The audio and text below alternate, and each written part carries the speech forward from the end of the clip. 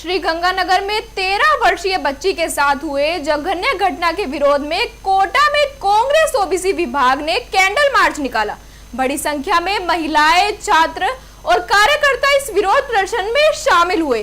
प्रदर्शनकारियों ने दोषियों के खिलाफ कड़ी कार्रवाई की मांग की है।